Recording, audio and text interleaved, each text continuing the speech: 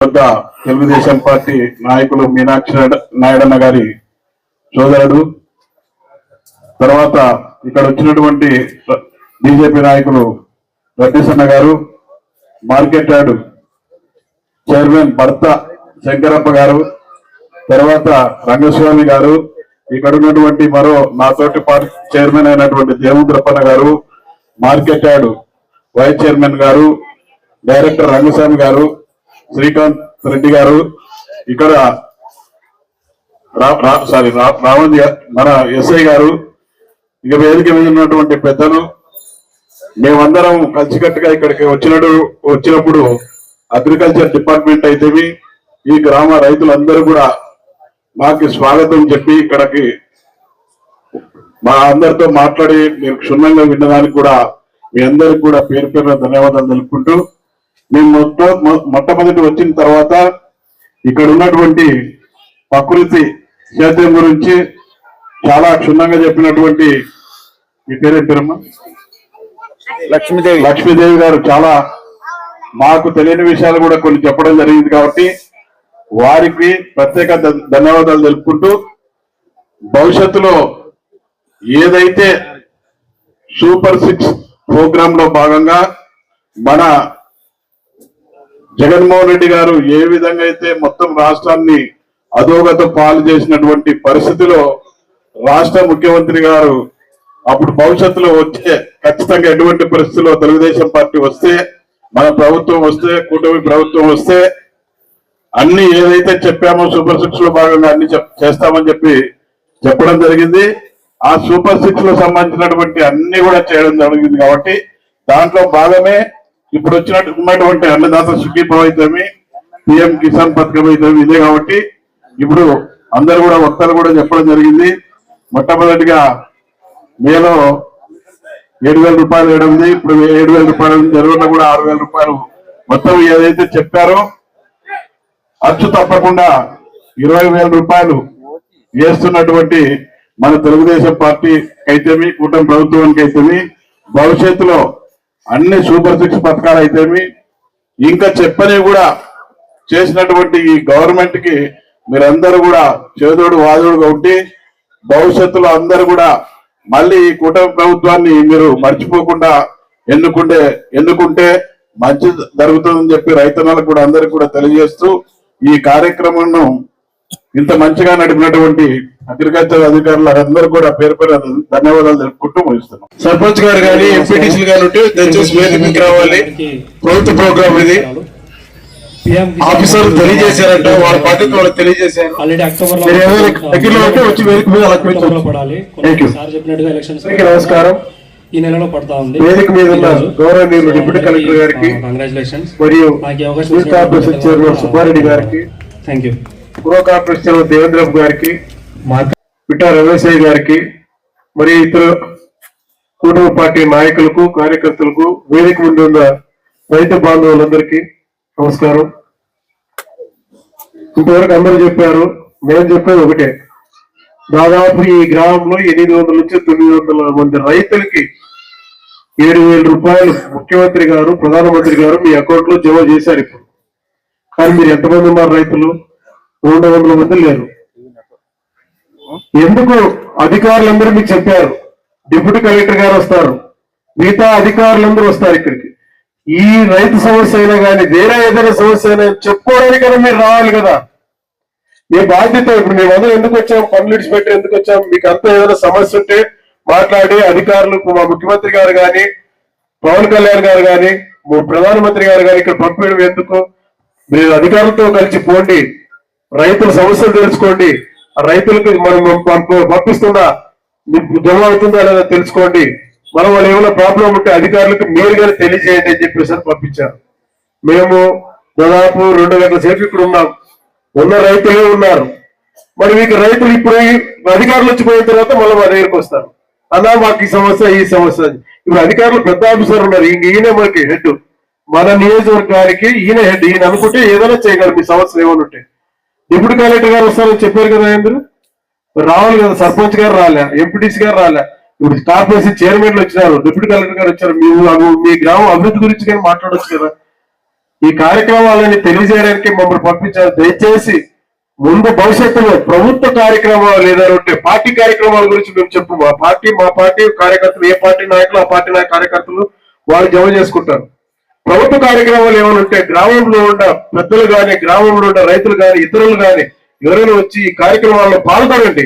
పాల్గొంటే వాళ్ళు చెప్పే అధికారులు చెప్పే సందేశాలు వినండి. మేము రోజు చెప్తూ ఉంటాం, మా వద్దు అధికారులు చెప్పే సందేశాలు వినండి. వాళ్ళ దగ్గరికి మీ సమస్యలు తెలుసుకోండి, మీ సమస్యలు చెప్పండి.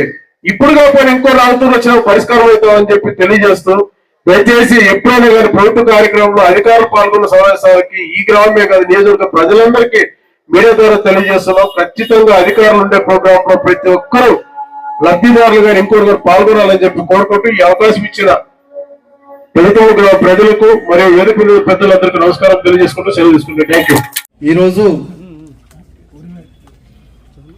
దేశవ్యాప్తంగా పిఎం కిసాన్ పథకం కింద రైతుల ఖాతాల్లో నేరుగా డబ్బులు పడతా ఉన్నాయి. అందులో భాగంగా మన ఆంధ్రప్రదేశ్ రాష్ట్రంలో మన గౌరవ ముఖ్యమంత్రి చంద్రబాబు నాయుడు గారి నాయకత్వంలో, డిప్యూటీ సీఎం పవన్ కళ్యాణ్ గారి నాయకత్వంలో మొత్తం రాష్ట్ర వ్యాప్తంగా కూడా రైతన్నుల ఖాతాల్లో నేరుగా డబ్బులు పడేటువంటి కార్యక్రమం ఈరోజు జరుగుతూ ఉంది.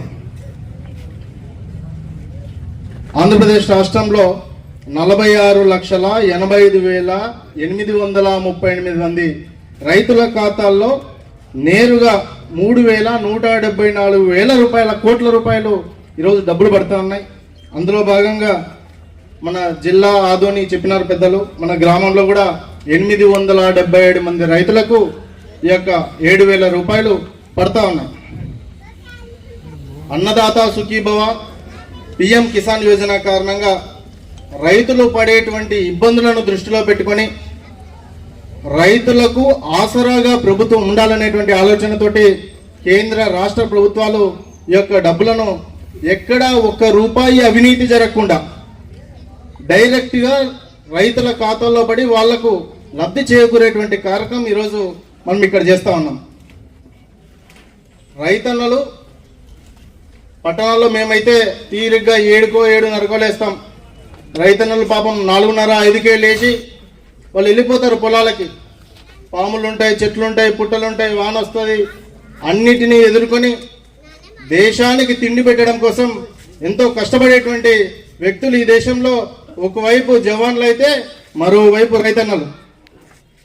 వీరందరి యొక్క కష్ట సుఖాలను కేంద్ర రాష్ట్ర ప్రభుత్వాలు తీర్చే దిశగా అన్నదాత సుఖీభవ పిఎం కిసాన్ యోజన అనేటువంటి కార్యక్రమాల ద్వారా మీకు చేయూతనిచ్చేటువంటి కార్యక్రమం చేస్తా ఉన్నాం. రైతన్నలు మరికొన్ని కూడా తెలుసుకోవాల్సినటువంటి అవసరం ఉంది. కేంద్ర రాష్ట్ర ప్రభుత్వాలు మీకోసం కేవలం అన్నదాత సుఖీభవ పిఎం కిసాన్ యోజన మాత్రమే కాదు,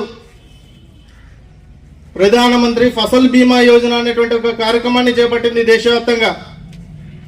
ఎవరికైనా పంటలు నష్టం వస్తే, ఎవరికైనా పంటల్లో ఇబ్బంది కలిగితే బీమా కట్టుకోవడం కారణంగా వారి యొక్క నష్టాలను, వారి యొక్క ఆర్థిక పరిస్థితిని మెరుగుదిద్దే దిశగా బీమా ఉంది మనకు. అది కూడా మనం చేసుకోవాలా. పిఎం కుసుమ్ యోజన అనేటువంటి ఒక పథకం ఉంది. పిఎం కుసుమ్ యోజన అనేటువంటి పథకం కారణంగా రైతన్నలకు సోలార్ ప్యానెల్స్ ద్వారా కరెంటును ఆదా చేసే దిశగా ఈ యొక్క పథకం మనకు ఉపయోగపడుతుంది. వాటిని కూడా మనం తెలుసుకొని దాన్ని స్థానికంగా ఉన్నటువంటి వ్యవసాయ శాఖ అధికారుల సలహాలు సూచనలు తీసుకొని మనం వాటిని వాడుకోవాల్సినటువంటి అవసరం ఉంది. తర్వాత ప్రధానమంత్రి సాయిల్ కార్డ్స్, మనందరికీ కూడా ఆయుష్మాన్ భారత్ అని లేకపోతే ఆరోగ్యశ్రీ అని ఇట్లా కార్డ్స్ వస్తూ ఉన్నాయి. కానీ మనం వేసేటువంటి పంటలకు కూడా భూసార కార్డ్స్ ఉన్నాయి. అవి మనం తెలుసుకోవాలా. ఏ భూమిలో ఏ పంట వేయాలి, ఏ సమయంలో వేయాలి, ఆ భూమిలో భూసారం ఎంత ఉంది అనేటువంటి పరీక్షలు మన వ్యవసాయ అధికారులు చేస్తారు. వాటిని కూడా మనం తెలుసుకొని ఆ భూసార కార్డ్స్ను కూడా తీసుకునేటువంటి ప్రయత్నం చేయాలి. అంతేకాదు ప్రధానమంత్రి కిసాన్ రైల్ యోజన అనేటువంటి ఒక పథకాన్ని దేశవ్యాప్తంగా మనం అమలు చేస్తా ఉన్నాం. ఎక్కడైతే రైతు పండించినటువంటి పంటలు ధాన్యాలు లేకపోతే ఇతర వ్యవసాయ ఉత్పత్తులు ఉన్నాయో వాటన్నిటినీ వేరే దగ్గర మనకు గిట్టుబాటు ధర కల్పిస్తూ ఉన్నారు.